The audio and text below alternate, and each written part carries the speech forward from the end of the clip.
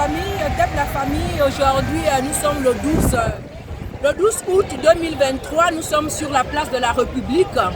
Je m'appelle Niara, je suis de la Guinée équatoriale et nous nous sommes rassemblés aujourd'hui pour dire haut et fort à la France-Afrique qui, malgré les cris des Africains, malgré la douleur des Africains, malgré notre souffrance, elle continue à perpétuer sa survie. À chaque fois, elle cherche de nouvelles méthodes pour que nous soyons sur leur joug, pour que nous ne pouvons pas lever notre tête.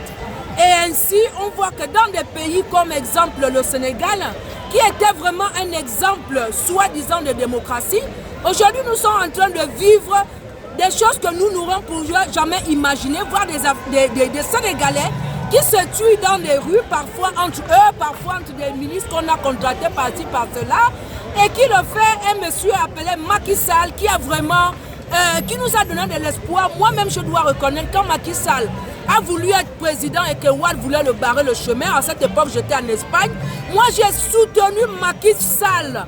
Je l'ai soutenu. Aujourd'hui, il déshonore l'Afrique avec ce que nous voyons.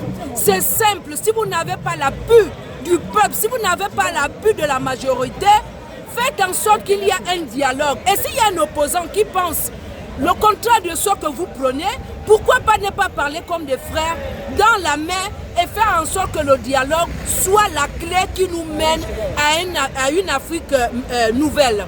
Donc c'est pour cela que j'appelle haut et fort aujourd'hui, non seulement à mes frères sénégalais, que quand vous êtes dans le bien, quand vous êtes dans le bonheur, ne pensez pas que ce qui arrive aux autres ne va pas vous arriver. Parce que nous, en Afrique centrale, là, ce que vous vivez aujourd'hui, nous, on le vit pendant 40 ans.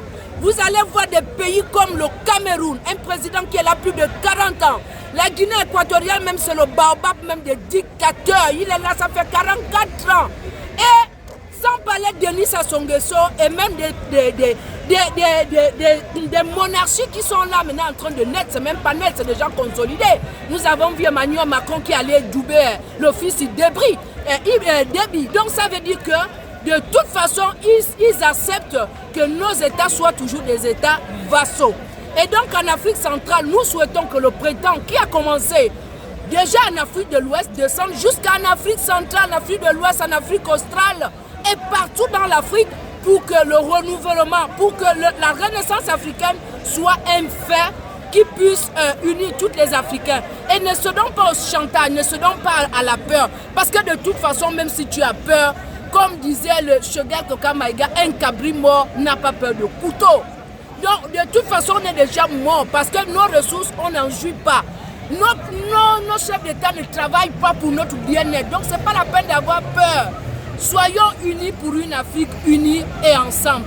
Je vous remercie. Djeredjef et à mes frères du Niger, tenez bon, Mali, Burkina Faso ont emprunté le chemin de la liberté. Donc nous n'allons pas reculer. Vive l'Afrique, vive nos ancêtres et vive tous ceux qui luttent partout dans le monde pour un avenir meilleur et pour ceux qui sont tombés pour cela. Donc force à nous, courage et union et détermination. Djeredjef, Akib.